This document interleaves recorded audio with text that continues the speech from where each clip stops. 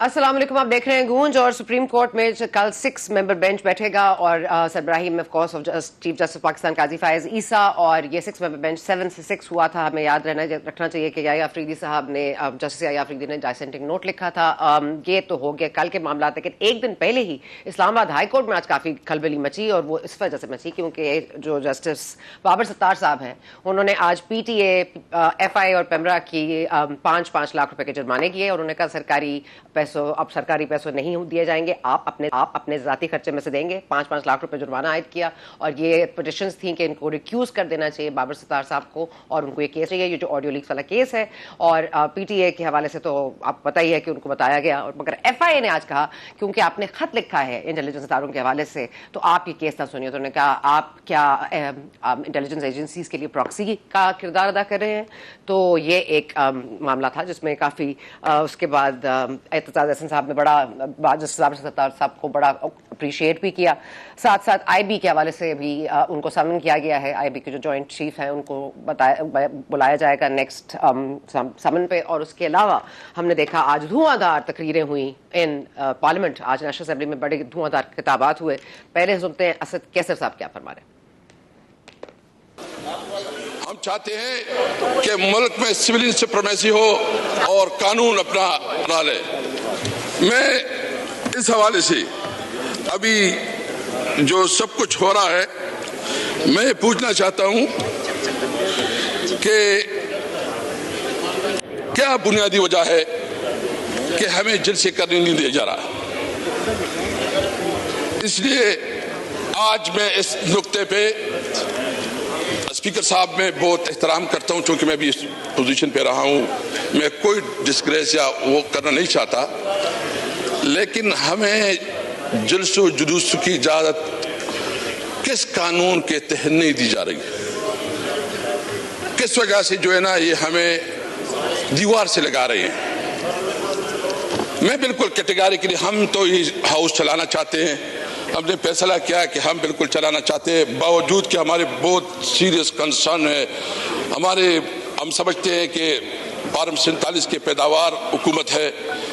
कभी जो है ना इस वक्त प्राइम मिनिस्टर है, एक शहबाज शरीफ साहब है, दूसरा भी नया बन गया माशाअल्लाह डिप्टी प्राइम। और इन्होंने थ्रेट किया है। उन्होंने कहा जिसने भी हमें रोकने की कोशिश की वो अपने लिए खतरे को खुद आवाज देगा।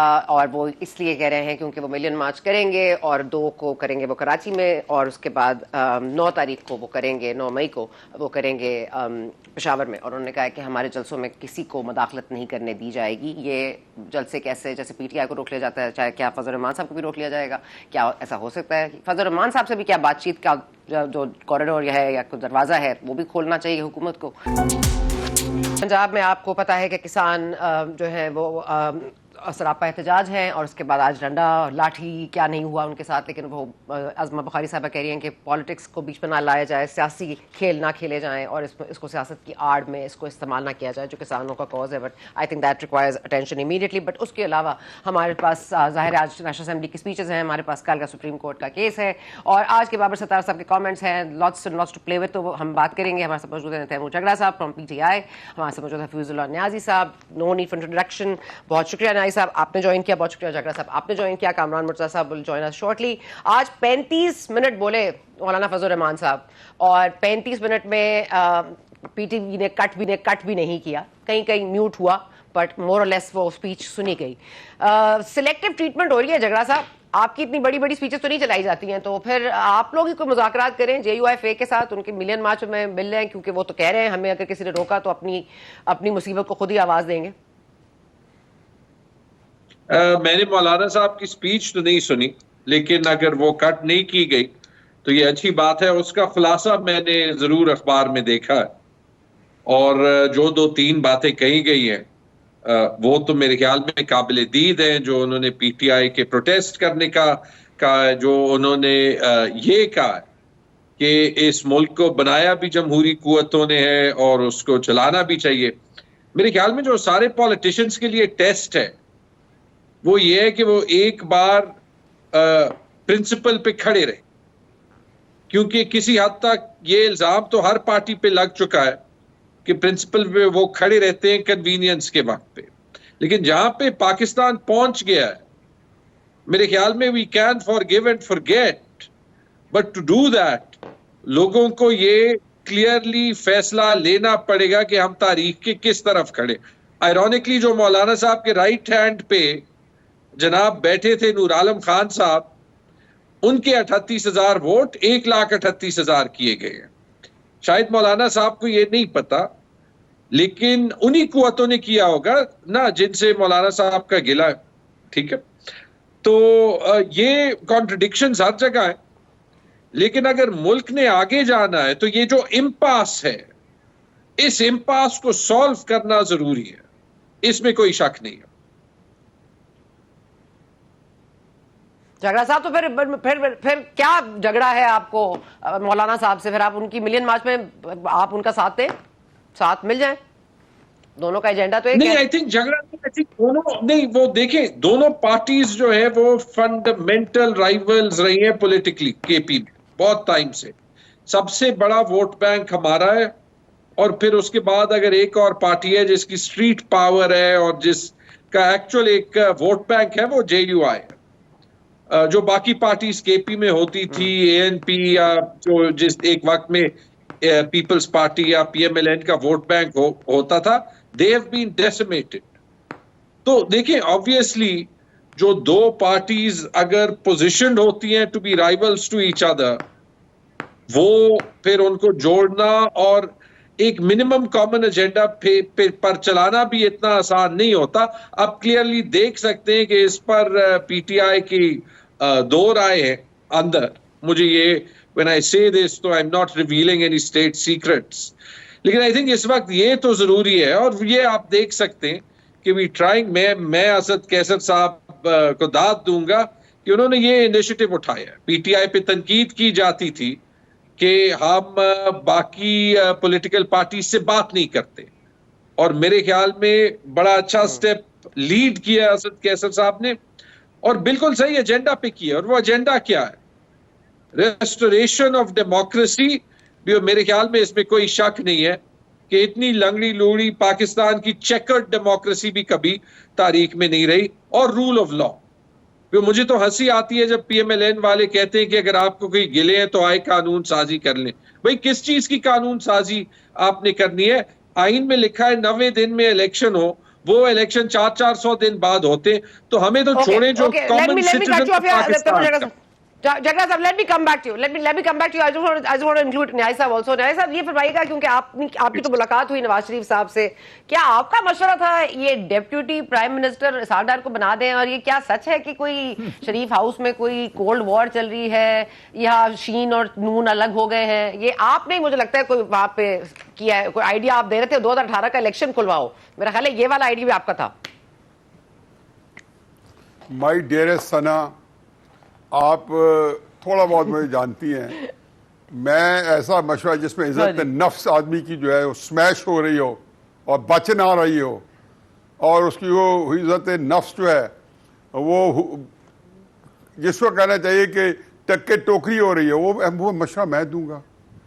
मैं तो समझता हूँ कि इसहाक डार साहब के लिए अपने लिए सोचने का मसला है कि ये इस तरह का ओहदा लेना जिसमें आपकी इज्जत नफ्स जो है इस तरीके से मजरूह हो, या उसको आप अपनी सेल्फ रिस्पेक्ट की सबसे पहले उसका क्या तकाजा है कि हफीजुल्लाह न्याजी अपनी इज्जत खुद करे, फिर तकाजा करे बाकी लोगों से कि भाई मुझे आप इज्जत दें और मैं उसका अगर मुतमन्नी हूं तो मैं तो ये समझता हूँ कि ये बड़ी तकलीफदेह बात है कि जब आपको फाइनेंस मिनिस्टर, जिसके लिए इसहाक डार साहब हमारे दोस्त हैं, बहुत अच्छे दोस्त हैं, जब उनको तैयार नहीं किया गया तो वो अगर अलहदा होकर बैठ भी जाते तो उनकी इज्जत बढ़ती। हर वक्त ओहदे इज्जत नहीं देते आपके, कई दफ़ा जस्ट स्टैंड और आपकी जो जिसको कहना चाहिए कि एक आप एक प्रिंसिपल स्टैंड जो है वो आपको इज्जत आप बढ़ाते हैं। फिर उसके बाद क्या डिप्टी प्राइम मिनिस्टर परवेज़ इलाही साहब बने थे, तो क्या उनके इज्जत वकार में कोई इजाफा हुआ था, ये कमी हुई थी? पता नहीं, जो थी वो रही होगी। वो जहाँ पे एक दफ़ा उसका तयन हो गया होगा 2008 के अंदर कि काफिली बुरी तरह क्रश हो गई थी, तो उसके इलेक्शन नतीजे में अगर 4 सीट्स उनमें आ गई जिनमें उनकी भी एमएनए की सीट थी, और जरदारी साहब जो कोलिशन गवर्नमेंट बनाई थी तो उसमें उनको अगर उन्होंने ले लिया तो मेरा ख्याल है कि बहुत ही ज़बरदस्त बात है। अच्छा ठीक है, दूसरा बात मुझे यह ये कि फरमाइए अभी ये जो जग्गा साहब ने मौलाना बड़ी अच्छी साहब बातें की हैं। नहीं, मैं एक मिनट, सॉरी, मेरा सवाल ले लें, फिर आप जगरा साहब पे भी कमेंट कर लें। लेकिन सवाल ये है कि आज जो मौलाना साहब ने ये वाला आइडिया दिया है कि आए हम मिलकर बैठते हैं सारे, नवाज शरीफ, शहबाज शरीफ साहब और ऑफकोर्स साउथ डेप्यूटी पीएम भी बैठना चाहें वो भी बैठ जाएं, और बिलावल और हम देख लेते हैं, अगर पीटीआई वाकई मेजोरिटी होल्ड करती है तो हम उनको हुकूमत दे देते हैं। और आपको यह मेरी अहमकाना राय लग रही होगी, ये मौलाना साहब ने कहा, मैं नहीं कह रही, लेकिन आपको लग रहा है कि इस पे आपकी कोई ऐसी बात मियां साहब से हुई थी, आपको लग रहा है मौलाना साहब की बात पे कुछ दम है? देखिए जी, मैं इसमें मेरा ख्याल है इसी कमेंट में मैं झगड़ा साहब की भी एक बात है उसको मैं थोड़ा सा देता हूँ। झगड़ा साहब का मुझे हमेशा से एक जो सियासी मौक़िफ़ है वो पाकिस्तान के सियासतदानों में बड़े एक प्रिंसिपल और बहुत कई दफ़ा उनकी जो लाइन होती है वो पार्टी से थोड़ा सा हट भी जाए तो उसके अंदर एक असूली बात होती है। अब मुझे ये बताएं कि ये जो मेरे नज़दीक तो 2018 और 2024 के बाद सियासतदानों को शर्म आनी चाहिए, गिनती नहीं करनी चाहिए, और अगर करनी है तो तहरीक साहब को क्या फर्क पड़ता है कहें कि जी हमारा जितना मुतालबा है 2024 के इलेक्शन खुलवाने का उतना ही मुतालबा है 2018 के इलेक्शन खुलवाने का, और उनको कहना चाहिए कि आप 2024 का भी खोलें मुस्लिम नून को और 2018 का भी खोलें, जब ये पता है। अब ये कहना कि जो मेरे जो मसाइल हैं उस तक तो कोई ना पहुंचे या कोई उसको नजर, अल्लाह ताला उसको नजर बद से बचाए, लेकिन जो दूसरी तरफ है उसके बारे में आप जो है जो करें मुबालगा राई की करें या सही सूरत हाल बताए, मुझे तो कोई बात नहीं। लेकिन ये मुझे पता है कि इस वक्त अवाम किसके साथ है किसके साथ नहीं है इलेक्शन के तनाजुर में ना देखें, क्योंकि इलेक्शन का जो हमने बेगार कैंप बनाए रखा है 2018-2024 के बाद, तो इनको सारे सियासतदान अगर इनके अंदर समझ बूझ जाए और कोई इंसाफ के तकाजे हैं तो इनको शर्म आनी चाहिए। दूसरी बात यह है कि कौन से प्रिंसिपल की बात है, मौलाना ने की है बातें, मौलाना का तो मैं बड़ा एडमायरर हूँ, मौलाना ने आज बात की एक एक बात से मैं मुत्तफिक हूँ। देखो उन्होंने तो बिल्कुल एक जिसको कहना चाहिए कि बिल्कुल एक सही तरीके से बात की है, उन्हें उसमें क्या उन्होंने कहा 2018 के अंदर भी यही हाल हुआ था, आप यही कह रहे थे जो 2024 में तहरीक इंसाफ वाले कह रहे हैं। तो मैं तो हमेशा कहता हूँ कि दोनों को तराजू के पल्ले में रखना है तो दोनों को इकट्ठा करके रखे, वगरना आप ये मुनाफकत जो हमने की हुई है कि अपने मामलात के अंदर हमने जिसको कहना चाहिए कि कोई और दो नंबरी की हुई है और दूसरे के मामलात में हम रासुल अकीदा मुसलमान बने हुए हैं, तो ये रवैया सारे सियासतदान को छोड़ना होगा। अच्छा, इसके अलावा एक जो मुझे छोटे से अर्ज करना है वो ये है कि तहरीक इंसाफ जो है उसके अंदर 4-5 इस वक्त महकमे बने हुए हैं, और सारे महकमे जो है तहरीक इंसाफ के अंदर एक दूसरे के साथ जिस तरीके दस्तों गिरबान है वो, चलो इमरान खान साहब की गैर मौजूदगी में इस वक्त नफसा नफसी का आलम है या एक क्यास है, वो एक और चीज़ है।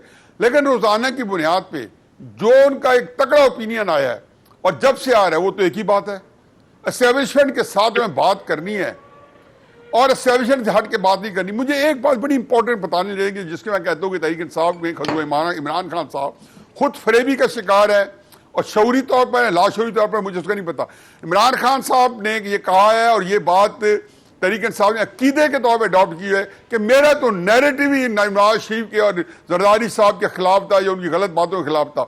तो मैं हमेशा तहरीक इंसाफ के कायदीन है, एक दो दिन पहले मेरे पास कुछ चंद बड़े उनके जयद किस्म के कायदीन मेरे घर पे आए हुए थे।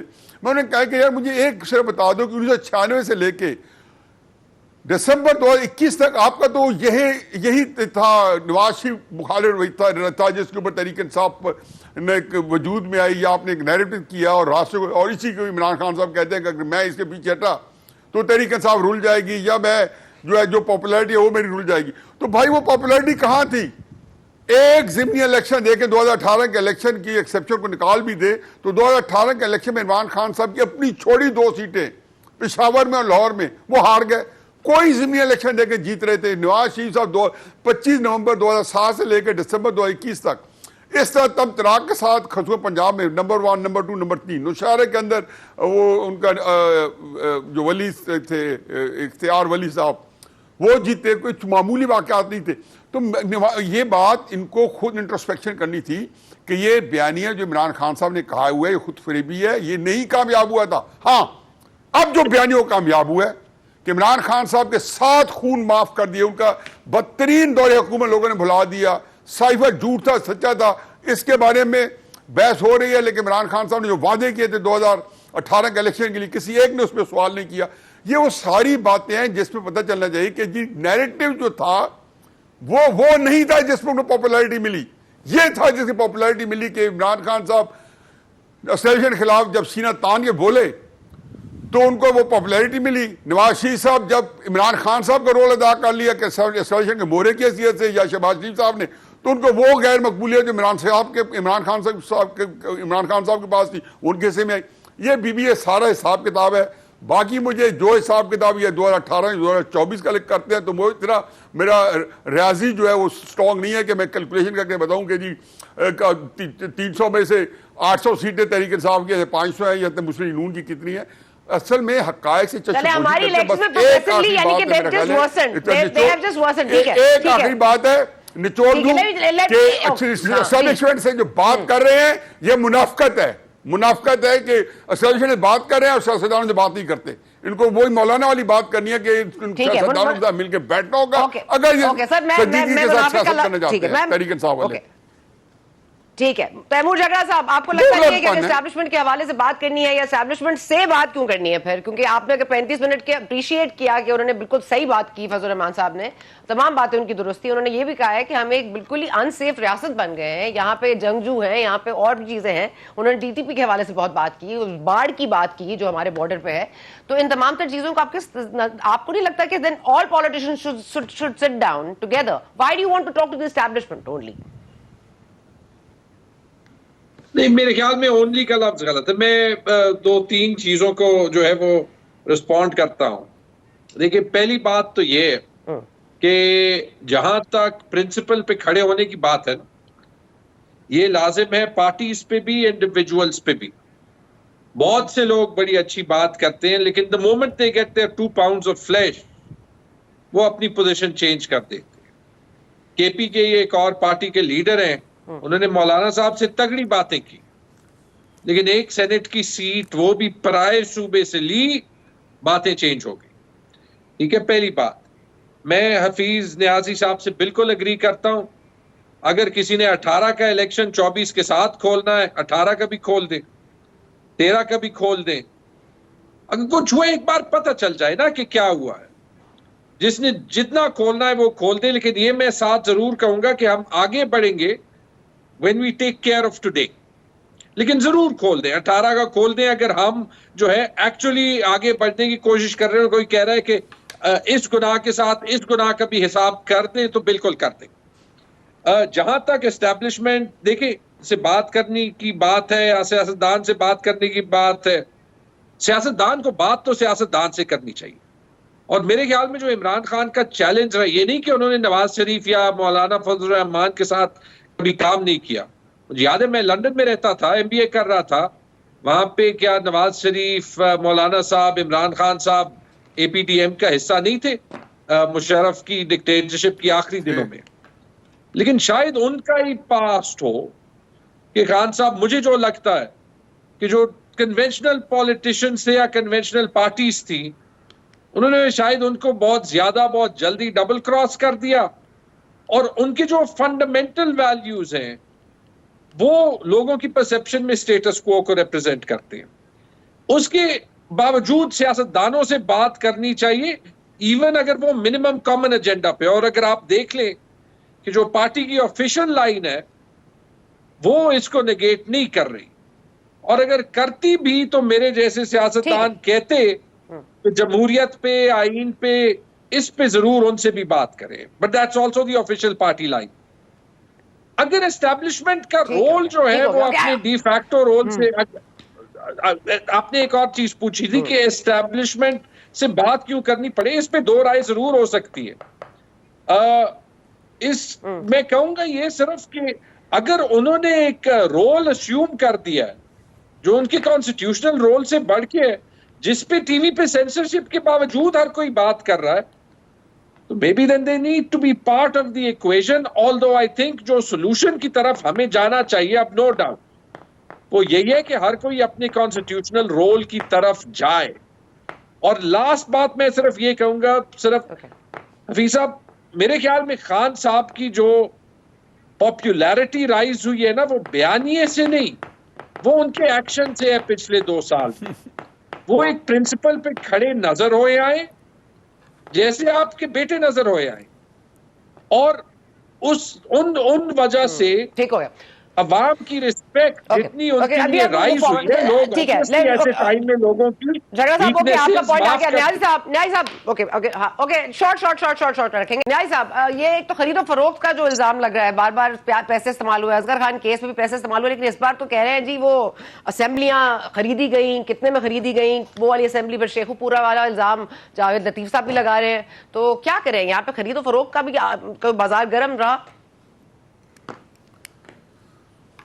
देखिए जी, मैं तो कोई आइसोलेशन में चीज़ देखता नहीं हूँ। मैं तो किसी कौम की जो तबाही बर्बादी है ना कि 6 महीने, साल, 2 साल, 3 साल में होते देखी है, ना उसको सातवें आसमान को टच करते देखा है रूज के ऊपर। कौमें जो है एक पूरा चेन है, साइकिल है, तारीख इंसानी हमारे सामने है। चाहे आप 3500 साल पहले चले जाएं, चाहे 200 साल पहले चले जाएं, चाहे 300 साल पहले चले जाएं। मुझे ये बात, मेरा बिल्कुल एक जिसको करना चाहिए कि अकीदे के तौर पे मैं इसको मानता हूँ कि जब आप सियासी अदम इस्तेकाम है, इसमें कौमें तहलील हो जाती हैं, और पाकिस्तान उसी मकाम में पहुँचा हुआ है जहाँ पहुँचा हुआ है। ये न शहबाज शरीफ साहब का अकेला कसूर है, न इमरान खान साहब का। ये तसलसल है, इन्होंने हर एक ने अपना रोल ज़रूर अदा किया होगा। बाकी जो झगड़ा साहब जो कुछ कह रहे हैं, अब बंदा क्या कह सकता है। झगड़ा साहब समझदार आदमी हैं, इतनी खूबसूरत बातें की, और आखिर में जब वो समअप करने लगे हैं और मलफूफ अंदाज में वो मिसाल जो देते हैं, तो मुझे लगता है कि ये वो सारों के बारे में ये कह रहे हैं। तहरीक इंसाफ के बारे में भी यही राय है उनकी, और मुस्लिम नून के बारे में यही राय है, लेकिन बड़े खूबसूरती से बाद में वो कहते हैं कि नहीं, मेरा मतलब तो है मैं मुस्लिम नून, ये सारे काम उन्होंने किए हैं, ये सारी चीज़ें उन्होंने जो उनके उन्होंने डाल दी हैं। बाकी देखें जी, इतना प्रिंसिपल स्टैंड था जिसके ऊपर इमरान खान साहब को बहुत प्रिजाई मिली। इसी स्टैंड की जो है आपके पर कहना चाहिए कि उसकी तौकीर और अजमत को के असूल के लिए 3 दफा जनरल बाजवा से मुलाकातें की। मैं खुद इसका बात के मुझे एनी शायद हुआ, मैं अब कोट नहीं करता हूँ, क्योंकि मैंने खुद जाके मिन्नत की कि किसी तरीके से इमरान खान साहब को और जनरल आसिम मुनीर को इकट्ठा मिलवाएं, नवाज शरीफ साहब को, इन तीनों को बैठाएं ताकि पाकिस्तान की सिमत में चले। तो मुझे यह बताया गया कि जनरल आसिम मुनीर साहब नहीं मानते। इतने दफा इमरान खान साहब ने मैनेज किया कि किसी तरीके से आसिम मुनीर साहब से बात हो जाए, वो बात करने से इनकारी है। बजाय उन्होंने ये तो नहीं कहा कि मैं नहीं करता, उन्होंने कहा कि मेरे कुछ सेंस नहीं बनती कि मैं किसी प्राइवेट बंदे से बात करूं। लेकिन इमरान खान साहब की शिद्दत से ख्वाहिश थी कि जनरल आसिम मुनीर से बात हो, और ये वो बात मार्च 2023 में कह भी चुके हैं। इमरान खान साहब बर्मला का इजहार किया कि मैं उनसे बात करने जाता हूँ, उनसे बात नहीं करें। कता कलामी माफ कीजिएगा, लेकिन ये इससे बहुत आगे आ गए हैं। हमने कोर कमांडर कॉन्फ्रेंस के बाद हमें याद है कि जो इलेक्शन के हवाले से बात हुई थी कि नाउ मूव ऑन, इसको ट्राइब्यूनल्स में आप हल करें, हमारी तरफ से जो करें उसका SIFC की बुनियाद रखना। उसके बाद हम कह रहे थे कि ये मुल्क नहीं मुतहम्मल हो सकता और एम्बिशियस प्रोजेक्ट्स का। लेकिन अब देखें, मौलाना साहब से फिर मुज़ाकरात करने का रास्ता को खोले। अब मौलाना साहब जिस तरह की गुफ्तगू कर रहे हैं, अगर वो सड़कों पर आ गए और अगर उनको रोका गया, धमकियां वो दे रहे हैं। एक तरफ हम सऊदी डेलीगेशन को हेड कर रहे हैं, एक तरफ हम चीनियों से बात कर रहे हैं, एक तरफ हम कह रहे हैं जी अब मुआशी हालात बेहतर हो रहे हैं, लेकिन IMF का जो एक मसला है वो भी साहब सॉल्व होता दिखाई दे रहा है। लेकिन फिर उसके बीच में ये सब कुछ हो जाता है, तो फिर कहते हैं वाई ये अब क्यों? देखिए, अब मुझे तो ये पता नहीं है, मैं तो सिर्फ ये जानता हूं कि 75 साल से, टू बी प्रिसाइज 7 जनवरी 1951 से बिल्ली और चूहे का खेल पाकिस्तान में लगा हुआ है। ये शादो नादिर ही है, आपने भी टॉम एंड जेरी देखा है कि शादो नादिर ही है कि बिल्ली कई दफा चूहे के दांव में फंसी है, लेकिन चूहे की ये माने कि जैसी जाम में फंसी है, चूहा जो है उससे पहले जो है उसके सामने जो है उसके जूतों के बूटों के ऊपर लेट किया। ये हमारा एक कौमी बदकिस्मती है। हम ये देखें, बात यह है कि हम ये कैसे जो वाक़यात की चेन है उसको कैसे एक दूसरे डिस्क्रेडिट कर सकते हैं।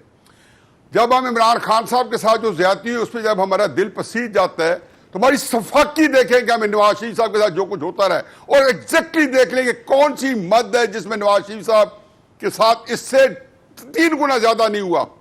ये तो जब इन्होंने सेशन को चैलेंज किया तो 1.5 साल, पौने 2 साल टीवी इंटरव्यू, 24 घंटे इमरान खान साहब को वो इससे जो जिसमें रीजन देते था कि वो उसकी वजह से वो टीवी और उसमें छाए रहे, और वजह भी थे क्योंकि जब रोक टोक नहीं थी तो वही थे। अगर नवाज शरीफ साहब को ना रोकते, उनकी जबानबंदी ना होती तो वही होते।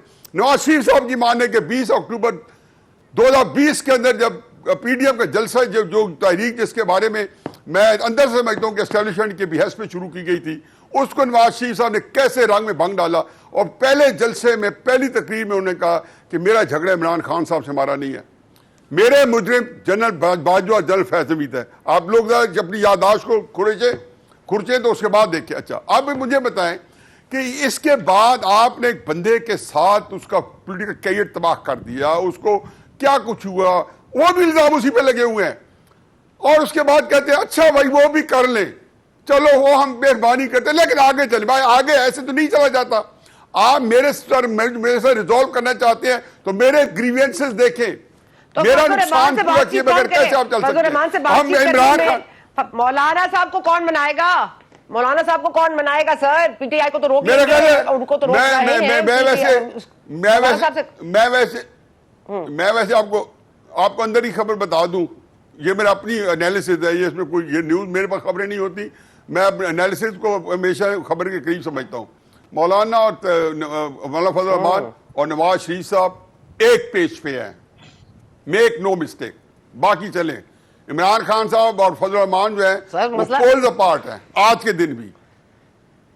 ये हतमी बात लिख लें। let me बाकी क्या एक्शन हो रहा है, नहीं हो रहा है, इसकी क्या गुंजाइश है, इसको चलने दें। ओके चले। झगड़ा साहब, मौलाना फजल रहमान साहब और नवाज शरीफ साहब एक पेज पर हैं, आप भी उसी पेज पर हैं इत्तेफाक से, और कौन नहीं है उस पेज पर, जरा वो बता दें।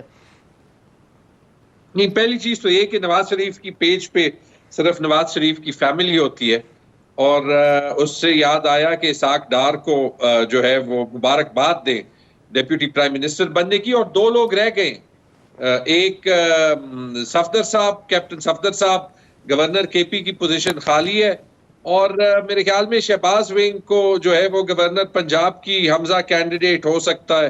तो इसके साथ जो है कोई family member out of job नहीं रहेगा, पहली बात तो। एक पेज पे तो मेरे ख्याल में ये, बाकी हो सकता है कि मौलाना साहब और नवाज शरीफ साहब एक पेज पे हो।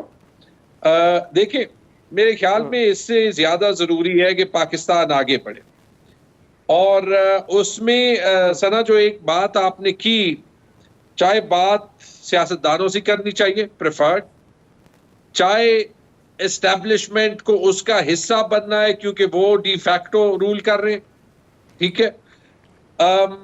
हमें अगर आगे बढ़ना है, ये कहना, आपने एक बात कही, ये कहना कि let's forget about the elections, we can't, क्योंकि मैंने कह दिया ना 18 कभी खोल दें अगर खोलना है, ताकि एक बार ये स्टॉप हो जाए और हर कोई जो है वो पीछे ना जो है वो देखे।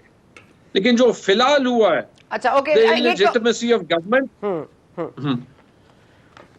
उसमें अब एक और पॉइंट जिसमें न्याजी साहब ने जो आप पे क्रिटिसिज्म, न्याजी साहब का क्रिटिसिज्म पीटीआई के हवाले से ये भी था कि आप लोगों के दरमियान जो है वो इख्तिलाफात काफी हो रहे हैं, और पब्लिक अकाउंट्स कमेटी के ऊपर भी कहा जा रहा है, आपको सुनिए काउंसिल कह रही है कि आप असेंबली से निकल जाएं अगर वो आपको नहीं देते, और इस बुनियाद पर क्या असेंबलियां से निकलने का कोई रास्ता आपको दिखाई दे रहा है या नहीं दिखाई दे रहा? बिकॉज अब जो कम अज कम at least we should welcome this कि जो गुफ्तगू हो रही है, जो मौलाना साहब कह रहे हैं, असद कैसर साहब कह रहे हैं, वो ऐवान में हो रही है, एक पार्लियामेंट में हो रही है, you know, not on streets. तो ये एक अच्छा वेलकम साइन नहीं है? हाँ, मेरे ख्याल में पीटीआई असेंबली से नहीं निकलेगी। मेरे ख्याल में हामिद साहब का बहुत बड़ा रोल है in recent times in PTI में। 2-3 मीटिंग्स उनके साथ अटेंड की है। मेरे ख्याल में जो ये सारा एक कल्चर रहा है पीटीआई में of washing your dirty linen in public, this is reflected poorly on us, और ये बंद होना चाहिए। बिल्कुल इसकी एक तरीके से जस्टिफिकेशन है कि खान साहब जेल में और वो लीडरशिप वॉइड में in a flat structure of a party जो है वो लोग अपनी ओपिनियन एक्सप्रेस कर रहे हैं और किसी हद तक जस्टिफाइड है। लेकिन आई थिंक जो हमारा बड़ा मिशन है, इमरान खान को जेल से निकालना, सारे पॉलिटिकल कैदियों को जेल से निकालना, मैंडेट बहाल करना, और सबसे जरूरी शायद अगर पाकिस्तान को आगे बढ़ना है, हमें एक मौका अभी मिला है ना पाकिस्तान को रूल ऑफ लॉ पे ले जाने के लिए, उसको ये बातें हेल्प नहीं करती। We trying, I am sorry जब ये होता है, लेकिन वी ट्राई, अच्छा नहीं लगता, इसमें कोई शक नहीं है। But I hope and I think कि जो हमारे बड़े इश्यूज हैं उस पे हम सब एक हैं। एक बात जो एंड में मैं कहूंगा, देखिए हम बार बार कहते हैं कि जो इमरान खान के साथ हुआ वही नवाज शरीफ के साथ हुआ। मुझे जो जाती तौर पे, शायद मैं बायस्ड हूं, लेकिन मुझे जो फर्क नजर आता है, नवाज शरीफ के साथ ज्यादती होगी, चाहे मेरा ये भी पर्सपेक्टिव हो कि नवाज शरीफ ने जो ज्यादतियां की हैं, अगर उनको सही प्रोसिक्यूट किया जाता तो उनके साथ ज्यादती करने की जरूरत ना पड़ती। लेकिन जो एक रिस्पेक्ट नवाज शरीफ अर्न कर रहे थे ना, कि वो एक जमहूरियत की या सिविल सुप्रीमेसी की वॉइस बन रहे थे, आई am sorry but he has lost that right. ये अभी आप इमरान खान को नहीं कह सकते। ये आप इमरान खान को तब कह सकेंगे when he is out of jail, इंशाल्लाह, जब वो प्राइम मिनिस्टर बनेंगे, और इंशाल्लाह, और जब अगर उसके बाद वो गलत कॉम्प्रोमाइज करेंगे तो फिर लोग उनको क्रिटिसाइज कर सकते हैं। लेकिन Nawaz Sharif has lost that right, because जितना वो लेट गए हैं 2024 में, उसके बाद मतलब वोट को क्या इज्जत दो, वोट तो लेट गया है। ठीक है, okay. I have one last question and I have very बहुत कम टाइम। नाजी साहब, कि हम नहीं अफोर्ड कर सकते जुडिशरी वर्सेस एस्टैब्लिशमेंट या पार्लियामेंट वर्सेस एस्टैब्लिशमेंट, इसको कैसे हम रैप कर सकते हैं, स्पेशली क्योंकि कल सुप्रीम कोर्ट में वो 6 जजेस वाला मामला फिर सुना जाएगा। सना देर, आप अफोर्ड करें या ना करें, ये सारी चीज़ें ऑटो पायलट पे हैं, और जब चीज़ें ऑटो पायलट पे होती हैं तो वो फिर अपने ही उसके जो ज़मीनी जो हक़ाइक़ होते हैं या हालात को जबर होता है वो उसको डिक्टेट कर रहा होता है, उसके तहत ही वो आगे चलेगी। बाकी आपने देख लिया है स्टेटेड पोजीशन जो है, झगड़ा साहब जैसे शख्स जिनसे मैं हमेशा समझता हूँ कि ये निकल आएंगे, लेकिन निकलेंगे तो इनकी बात अपनी पार्टी में मज़ीद बेवजन हो जाएगी। ये हमारा इस्तारों का एक दिलम है कि अगर मैं मुस्लिम लीग नून पे 2 बातें क्रिटिसिज्म करूंगा तो वो ये समझेंगे कि अंदर से हमारे बड़े साहब मुखालिफ है, क्योंकि हमने कोई अजीबो गरीब एक कल्चर खुसूसन तहरीक इंसाफ ने नाप तोल के रखा हुआ है। अब मुझे बताएं कि बड़ा क्रिटिसाइज कर रहे हैं, मुझे मेरे पास वक्त नहीं है, वक्त खत्म हो गया। नाई साहब sorry, I have to call. Shahbaz Sharif साहब ने काबीना की कल मीटिंग का बुला ली है और उसके बाद वो उस पर बताएंगे कि क्या हुआ सऊदी अरेबिया में और डेवलपमेंट्स क्या क्या हुई हैं ऑन व्हाट फ्रंट्स। लेकिन आई होप कि वो थोड़ा सा वक्त इस पर भी निकालेंगे कि किसानों का जो एक मसला चल रहा है उसमें उनको डंडों से नहीं, उनको इनके रेट्स गलत लगाए गए हैं, उस पर भी कोई नजरसानी कर लें। ये हमारी रिक्वेस्ट है ऑन बिहाफ ऑफ द किसान बरादरी और ज़राअत महकमा ज़राअत हमारे मुल्क में ऑफकोर्स बहुत पॉपुलर है। Thank you for watching today's program, we will see you tomorrow.